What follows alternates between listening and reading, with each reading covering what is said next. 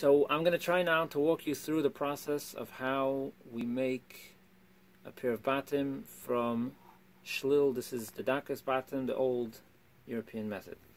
So we start off, this is an aluminum bar, and I take a piece of animal skin. This is rawhide. This was just, limed, cleaned, so now it's a stable piece of animal hide. And right over here, this is our glue pot, which this is hide glue. This is made, I take all of the leftover pieces of hide and parchment that I have, and we glue it, we cook it up, and we end up with glue. So in here we have a nice chunk of glue inside. It's warming up, it'll soon be ready to use. And I would take the whole strip, dip it into the glue, the whole thing is nice and sticky. Then you take it and we wrap it around and around and around until it's nice and tight. And then right over here we have my press. I take this whole piece, it goes into the press, and then it gets clamped from all four sides, and we press it really tight until it's dry. And so I do it until we build up until we build up the thickness that we need. Here already I added on some more pieces to give it some more thickness. And don't forget, everything in here is 100%, besides the metal part which comes out, is 100% made out of hide.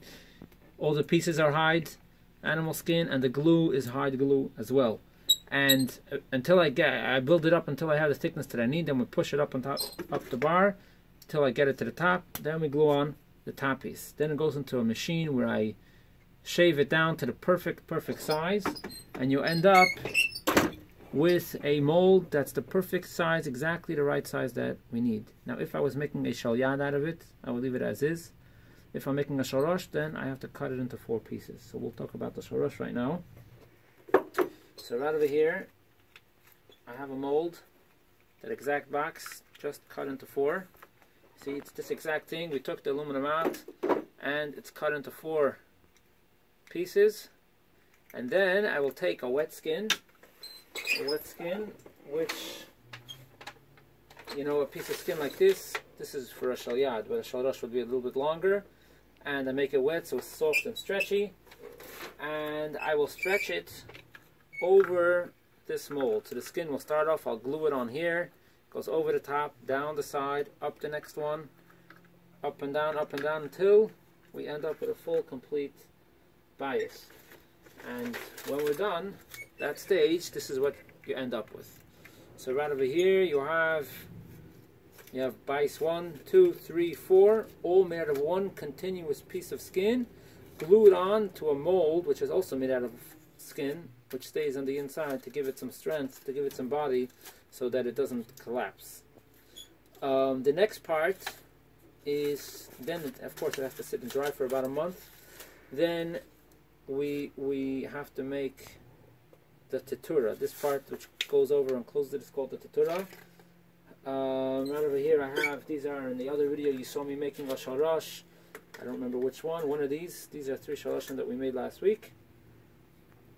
So now they're going to sit like this. They came out of the press already. They're going to sit and dry now for the next month.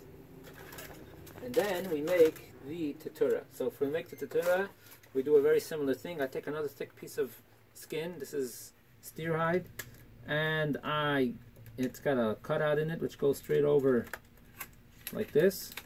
And then I will put over here a couple more layers to give it the thickness that I need. And then that sits to dry, and then we close it up.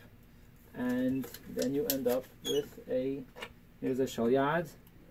It's not finished all the way, you still have to trim the edges, but that's the end result that you end up with. So you have the thin skin covered, added onto it as a thick skin to give it some body. And in a nutshell, that's the process of making a pair of Dakos batim.